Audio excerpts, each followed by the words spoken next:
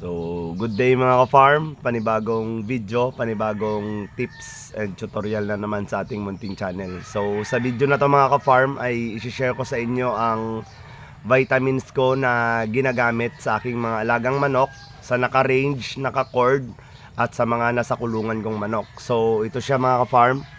Ito ay ang Progency product ng Excellence. So, bakit ko ba i-share sa inyo to? So, isi-share ko ang product na to kasi nasubukan ko na. So, more than 1 month ko na siyang ginagamit sa aking manukan. So, nakita ko na effective yung ating vitamins na ito, yung Progency. So, yung Progency pala mga ka-farm ay napakainam sa mga nakagalang manok. Kasi nakita ko kahit umiba-iba man yung panahon ay malakas at hindi madaling tamaan ng sipon ang ating mga alagang manok. So, Progency, ito siya. Then, may multivitamins, minerals, amino acid, electrolytes, and probiotic siyang kasama. So, 5-in-1 na vitamins sa ating mga alagang manok. So, ito siya mga ka-farm. Ito yung ginagamit ko ngayon. So, napakaganda. Then, take note lang mga ka-farm, kapag magbibigay tayo ng vitamins ay dapat yung sa pagtimpla natin sa umaga ay dapat maubos nila.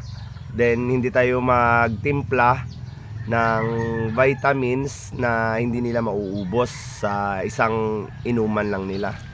So then wag nating paarawan yung vitamins mga ka-farm kasi nawawala yung bisa niya. So ito Progency. So, magtitimpla tayo ngayon ng Progency, then magbibigay tayo sa ating mga alagang hayop. Okay. So, meron tayo ditong 1 liter mga ka-farm. So, hatiin ko to sa 4 yung Progency. So, magandang magbigay ng vitamins kapag umaga. Kasi kapag umaga, yung mga manok natin ay nakagala, gumagalaw sila. So, yun yung time na mas mabilis umepekto ang vitamins sa kanila, mga ka-farm. So, sa paggamit nito mga ka-farm, based sa experience ko, hindi ko siya inaaraw-araw. So nagbibigay lang ako ng every other day sa pagbibigay ko sa kanila ng vitamins. So ito, titimplay natin mga ka-farm. So meron ako ditong bottled water na 1 liter. So dito ko ilalagay ang ating vitamins, then lalagyan ko ng tubig.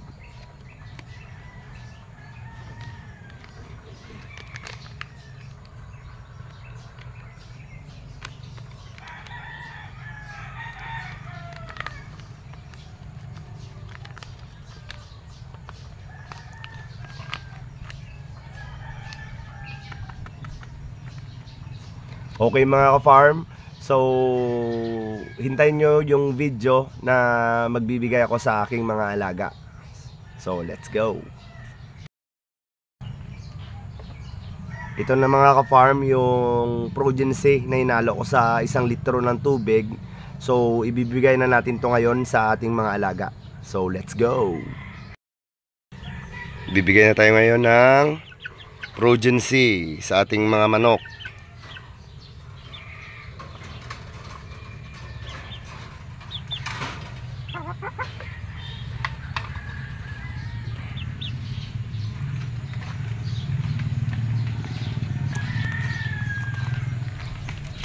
Ito yung ating nakagala mga farm o naka-cord na lemon broodstag. So bibigyan natin ng Progency.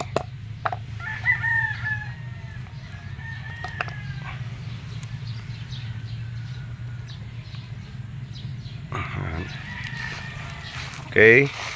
Tapos punta tayo sa ating breeder.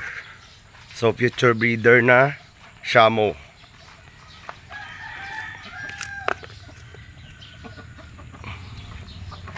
Ayan natin yan. Ayan.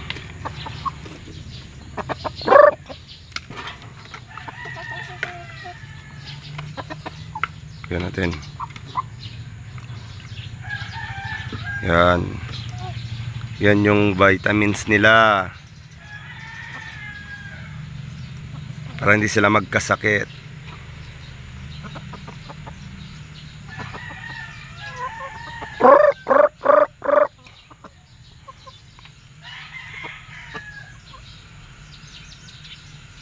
Yun oh.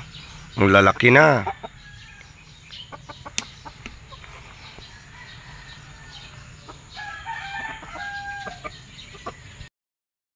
So, yun mga ka-farm, natapos na tayo sa pagbibigay ng vitamins sa ating mga alagang manok.